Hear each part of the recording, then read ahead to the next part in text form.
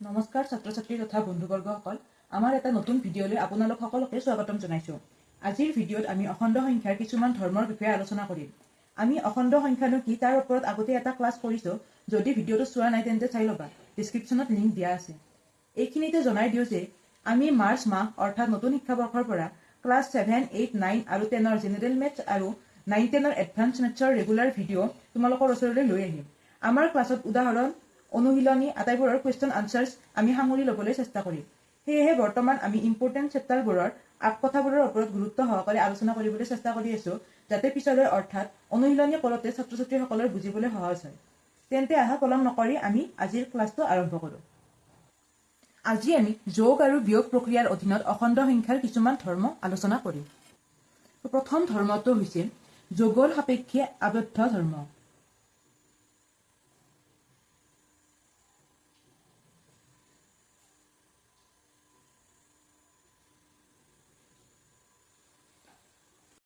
ইয়াক ইংলিছত closure property under addition বুলিও কোৱা হয়।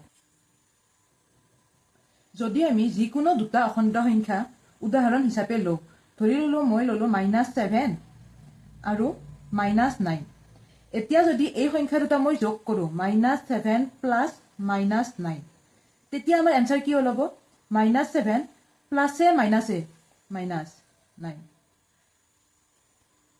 তো ইয়াত এনচাৰ আহিব আমাৰ -16।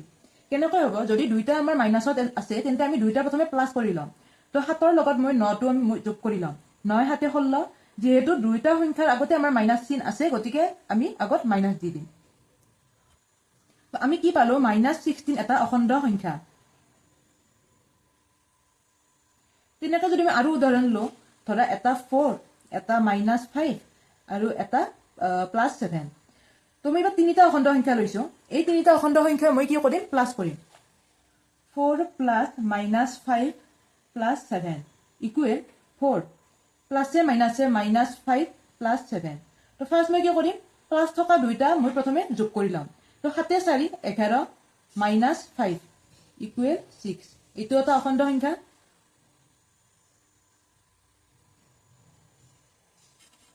এতিয়া মই কি পালো? যদি মই -7 হওক বা 4 হওক, যিকোনো সংখ্যা যদি a বুলি ধৰি লওঁ আৰু পিছৰ অখণ্ড সংখ্যাটোক যদি মই b বুলি ধৰি লওঁ, তেন্তে a প্লাছ b আমি কি পাওঁ? সদায় এটা অখণ্ড সংখ্যা পাওঁ।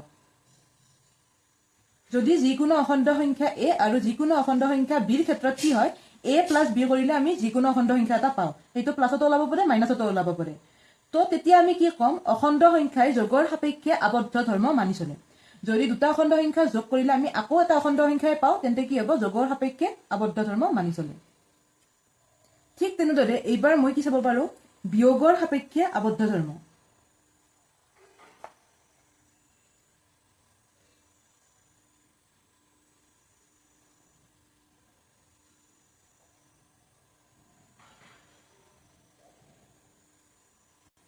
ঠিক তেনেদৰে মই যিকোনো দুটা উদাহৰণ ললো। এটা ধৰা মই -5 ললো আৰু এটা মই ললো -16। তো এইটো যদি মই বিয়োগ কৰি দিওঁ, -5 -16, এনচাৰ মই কি পাম? -5 মাইনাছে মাইনাছে মই প্লাছ পাম 16। এতিয়া এইটো কি কৰিব লাগিব? যিহেতু মোৰ সৰুটো বিয়োগত আছে আৰু ডাঙৰ সংখ্যাটো যোগত আছে, গতিকে মই ডাঙৰটোৰ পৰা কি কৰিম? সৰুটো বিয়োগ কৰি দিম। তো 16ৰ পৰা যদি মই 5 মাইনাছ কৰোঁ, তেন্তে মোৰ কি এনচাৰ ওলাব? 11। এইটো এটা অখণ্ড সংখ্যা। তেন্তে তেনেকৈ যদি মই কি কৰোঁ, এইটো মই ওলোটা কৰি ল'ব পাৰোঁ, বা মই এইটো -16 ল'লো এটা সংখ্যা আৰু এটা অকল 5 ল'লো। তো এইবাৰ কি এনচাৰ ওলাব? -16 -5। তো এইবাৰ মোৰ দুইটা অখণ্ড সংখ্যা কিহত আছে? মাইনাছত আছে। গতিকে মই কি কৰিম? দুইটাই প্ৰথমে প্লাছ কৰি ল'ম। তো 16ৰ লগত মই 5টো প্লাছ কৰি দিম। 16ৰ লগত 5 প্লাছ কৰিলে আমাৰ কি হয়? 21। যিহেতু 10টা অখণ্ড সংখ্যাৰ আগতে মোৰ মাইনাছ চিন আছে, গতিকে আমি আগত দিম -10। তো এইটো এটা কি হ'ব? অখণ্ড সংখ্যা।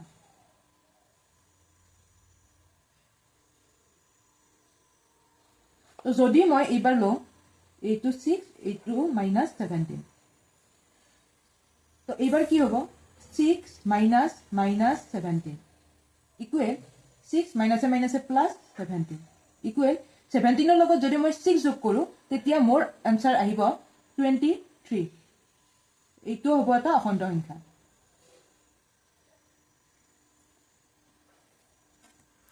তো আমি কি পালো যিকোনো অখণ্ড সংখ্যা a আৰু b ৰ ক্ষেত্ৰত কি হয় যদি a মাইনাস b আমি কৰো তেতিয়া এটা কি পাও আমি অখণ্ড সংখ্যা পাও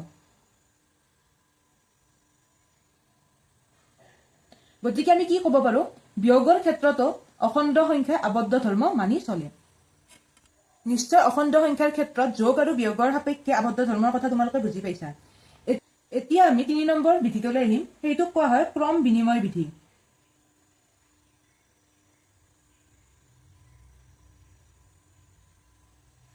ইয়াক ইংলিছত কমিউটেটিভ প্ৰপাৰ্টি বুলিও কোৱা হয় ইয়াত মই ধৰি লৈছো যদি a ইকুৱেল -7 b ইকুৱেল -6 দুটা অখণ্ড সংখ্যা এতিয়া মই কৰিম a প্লাস b অৰ্থাৎ -7 প্লাস -6 ইকুৱেল -7 প্লাসে মাইনাসে -6 ইকুৱেল -13 এতিয়া যদি a আৰু b ৰ মই ক্ৰম সলনি কৰো অৰ্থাৎ প্ৰথমে মই a লিখিছিলো তাৰ পিছত b লিখিছিলো এইবাৰ যদি মই b প্লাস a কৰো কি পাম -6 প্লাস -7 ইকুৱেল -6 প্লাসে মাইনাসে -7 ইকুৱেল -13 এতে আনসাৰ পাইছো আমি আৰু এতেকে a plus b equal b plus a বুলি আমি লিখিব পাৰো ঠিক তেনেকৈ আৰু বেলেগ উদাহৰণ লৈ চাব পাৰা যদি a আছে মোৰ -16 আৰু মোৰ b আছে 5 কি হ'ব a plus b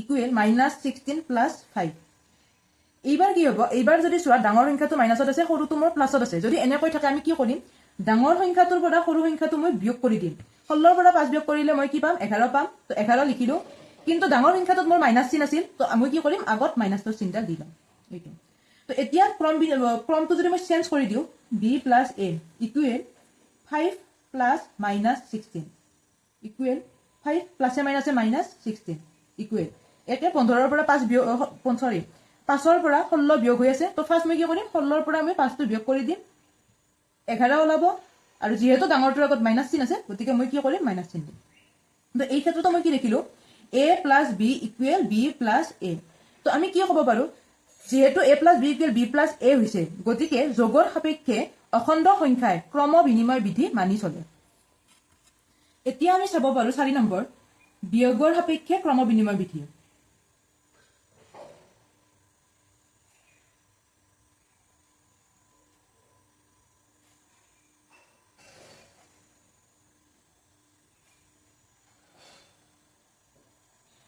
এইবাৰো তুমি যিকোনো দুটা অখণ্ড সংখ্যা a ইকুৱেল -7 b ইকুৱেল -13 মই ধৰি লৈছো গতিকে ফাৰ্স্ট মই কি কৰিম a minus b -7 minus -13 equal -7 মাইনাসে মাইনাসে আমাৰ প্লাস হ'ব 13 তো এইটোত মই কি কৰিম 13 ৰ পৰা মই 7 টো বিয়োগ কৰি দিম তো তেতিয়া মোৰ आंसर আহিব 6 তাৰে পাছত মই ক্ৰম চেঞ্জ কৰি চাম অৰ্থাৎ a ৰ ঠাইত b আৰু b ৰ ঠাইত মই a আনিম তো b minus a কৰা b আছে -13 minus a আছে -7 ইকুৱেল -13 মাইনাসে মাইনাসে +7 তো এইবাৰ আমাৰ ডাঙৰটো মাইনাস আছে সৰুটো আমাৰ প্লাসত আছে তো আমি কি কৰিম ডাঙৰটোৰ পৰা আমি সৰুটো বিয়োগ কৰি দিম 6 এ ওলাব তো 6 লিখিলো কিন্তু এই মাইনাস চিনডাল এইবাৰ ডাঙৰটোত আছে গতিকে আমি কি কৰিম ইয়াৰ আগত মাইনাস চিনডাল দিম 6 আৰু -6 আমাৰ সমান নেকি নহয় তো আমি কি কৰিব পাৰো a minus b is not equal b minus a তো ইয়াৰ পৰা আমি কি ধাৰণা ল'ব পাৰো বিয়োগৰ সাপেক্ষে ক্ৰম বিনিময় বিধি অখণ্ড সংখ্যাই মানি নচলে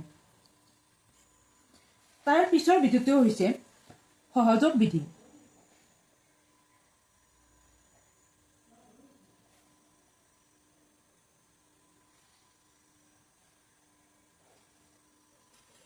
ইয়াক ইংলিছত এছ'চিয়েটিভ প্ৰপাৰ্টি বুলিও কোৱা হয় তো এই বিধিটোৰ কাৰণে মই তিনিটা অখণ্ড সংখ্যা যিকোনো তিনিটা অখণ্ড সংখ্যা ধৰি লম ধৰা মই a ধৰিলো 4 b ধৰিলো -7 c ধৰিলো মই -9 গতিকে মই কি কৰি চাম a plus bracket b plus c equal a আছে 4 প্লাস b আছে -7 আমি সাধাৰণতে মাইনাসবোৰ ব্ৰেকেটত দিও প্লাস c আছে -9 তো ব্ৰেকেটত দিছো এতিয়া b আৰু c ৰ বাহিৰতো আমাৰ কি আছে ব্ৰেকেট আছে তো ইয়াত মই থাৰ্ড ব্ৰেকেট ডাল দিছো ইকুৱেল প্ৰথমে যেহেতু আমি কি কৰো ব্ৰেকেটৰ কামখিনি কৰো গতিকে মই ব্ৰেকেটৰ ভিতৰৰ কামখিনি কৰি লম 4 প্লাস ব্ৰেকেট দিছোঁ -7 প্লাছে মাইনাছে -9 ইকুৱেল 4 প্লাছ, যিহেতু আমাৰ দুইটা সংখ্যাতে মাইনাছ আছে গতিকে মই কি কৰি দিম মাইনাছ কৰিম।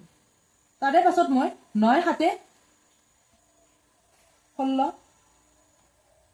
ইকুৱেল 4 প্লাছে মাইনাছে -16। তো 16 পৰা যদি 4 যায় আমি জানো 12, যেহেতু ডাঙৰটোত -3 আছে গতিকে আমাৰ কি আহিব মাইনাছ আহিব। তো এতিয়া মই কৰি চাম a plus b plus c, আগতে ব্ৰেকেটডাল আছিল আমাৰ পাছৰ ফালে, এইবাৰ মই আনিম আগৰ ফালে, মানে আমি a প্লাছ b টো প্ৰথমে কৰিম ইকুৱেল 4 প্লাছ b আছে -7, তো ব্ৰেকেটডাল আহিব ইয়াত প্লাছ -9। ফাৰ্ষ্ট মই কি কৰিম ব্ৰেকেটৰ কাম কৰিম 4 প্লাছে মাইনাছে -7 প্লাছ -9, যেহেতু ডাঙৰটো মাইনাছত আছে গতিকে মাইনাছ আহিব, 7 পৰা 4 গ'লে 3 প্লাছে মাইনাছে -9, 9 3 12, যেহেতু দুইটাৰে আগত মাইনাছ আছে গতিকে কি হ'ব মাইনাছ। তো আমি এনচাৰ কি পালো a plus b plus c equal a plus b plus c। এতিয়া আমি কি ক'ব পাৰো, যেহেতু এটা সমান পাইছো গতিকে অখণ্ড সংখ্যাই সহযোগ বিধি মানি চলে। এতিয়া আহিছো আমি এটা শেষৰ বিধিলৈ, যোগৰ একক বিধি।